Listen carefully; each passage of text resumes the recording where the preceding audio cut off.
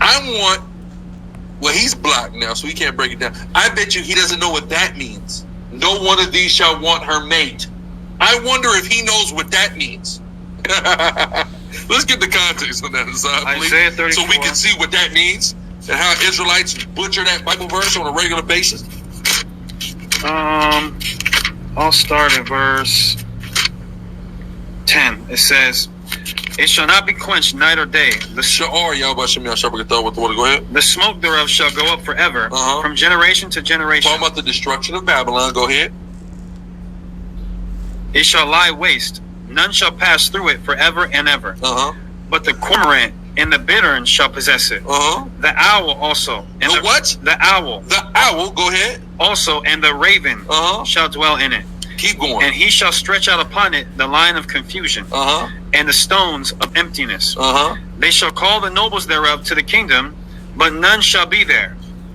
And all her princes shall be nothing. And thorns shall come up in her palaces, nettles and brambles in the fortresses thereof. And it shall be an habitation of dragons, and a court for owls. Read on. The wild beasts of the desert shall also meet with the wild beasts of the islands." That's who's going to live here. Go ahead. "And the satyr shall cry to his fellow.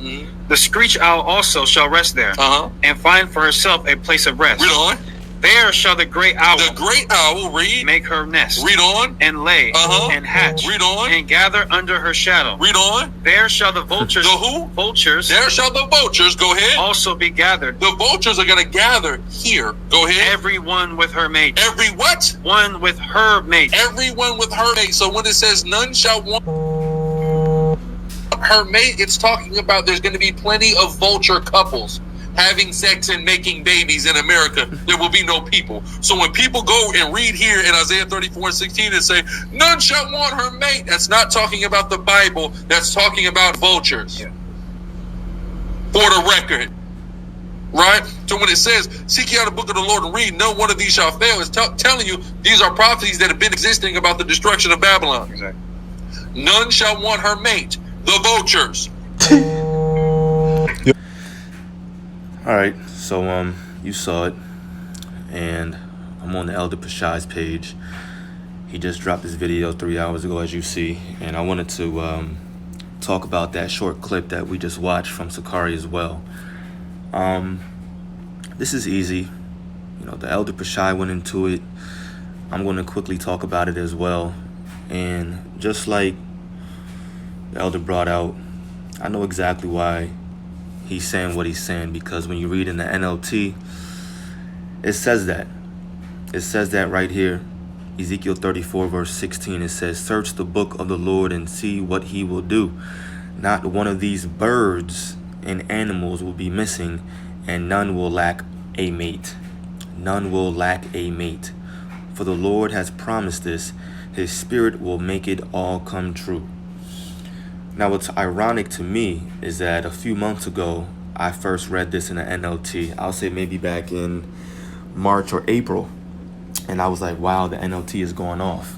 And this is exactly why sometimes you can't always get into the different versions. And you have to just be careful, especially when you get into the commentaries and all of that, because you have to be able to discern when the scriptures are speaking about something spiritual or when they're speaking about something literal. You also have to understand that the Bible will jump to different aspects or different topics within the same verse. And that's kind of what's happening right here. See, verse 15, and they read up 14 and 15. He broke that down right. But of course, he went off when it got to verse 16. Now, verse 16 in the King James says, seek ye out of the book of the Lord and read. No one of these shall fail. None shall want her mate. So he says, look, the word mate is being used here again, just like he was when you read higher. It has to be talking about the vultures. That's a very, very carnal way of reading the scriptures.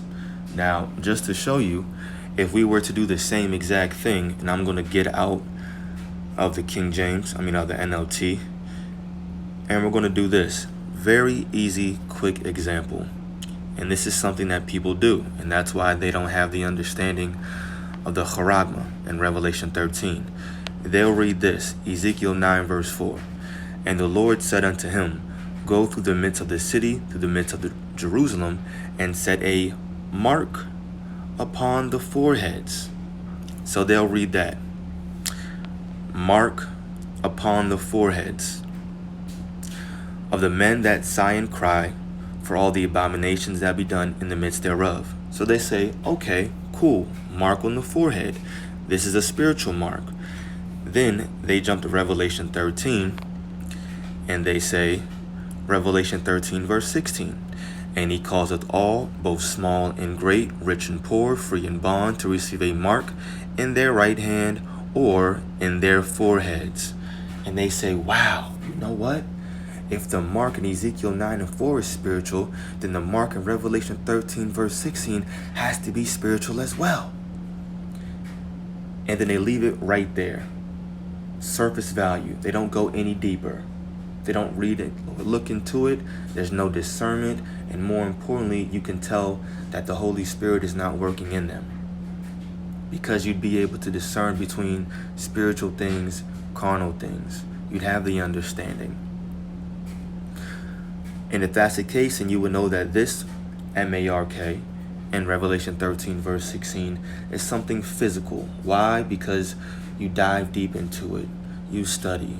You look up the words. You see the root words and the meanings of them, what they go into. And then, of course, you tie these things in terms of what you see out in the world. And then you make that connection. Boom. It has to be something physical going into the skin.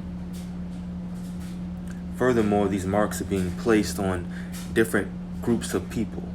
Ezekiel 9 and 4 is referring to the elect, those that are being marked for salvation.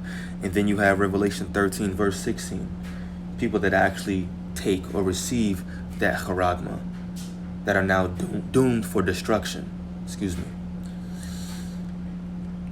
Now when we go back, and that was just a quick, easy example.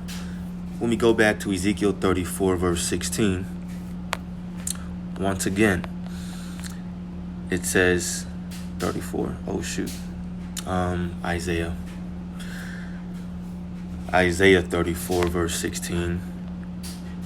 Seek ye out of the book of the Lord and read. We're talking about the Bible here. We're jumping.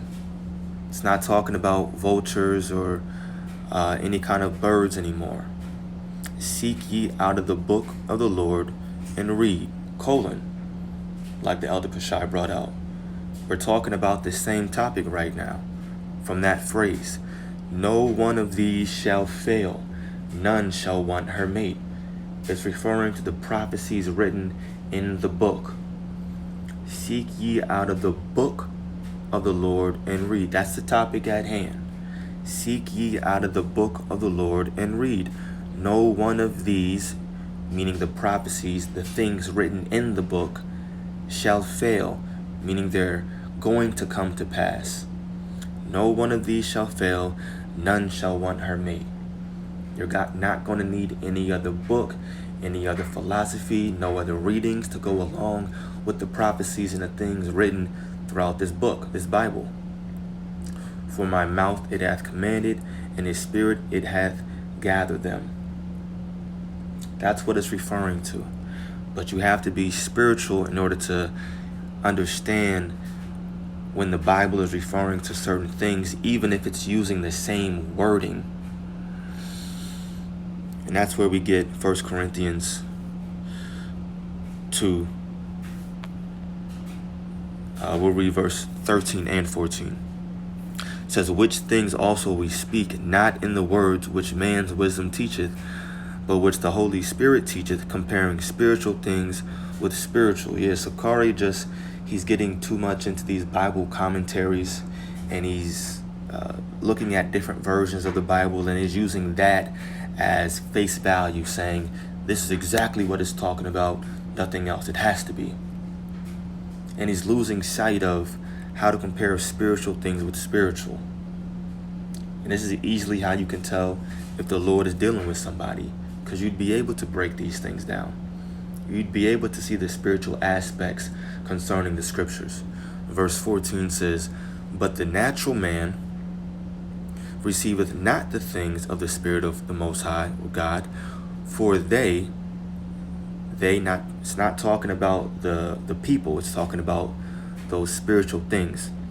For they are foolishness unto him, neither can he know them, because they, those spiritual things, are spiritually discerned. It's not talking about the people are spiritually discerned. No, they, referring to the topic at hand once again, which are those spiritual things, the Spirit of God. Neither can he know them, because they are spiritually discerned. Let's look up that word discerned. And it says perceive or recognize something. In order to perceive or recognize those spiritual things, you have to discern them. You have to be spiritual yourself, I should say. A carnal man is not going to get the understanding of these scriptures, especially if you're not, when it's necessary, diving into your words, cross-referencing in a proper manner, looking up different definitions, maybe getting into a little bit of history if necessary. But that's it. Just wanted to bring out that because it's a quick example of being spiritual and recognizing certain things, and also knowing when to read different Bible versions as well. And when you do, okay, let me really see if this is the case and what it's talking about. Does it make sense here?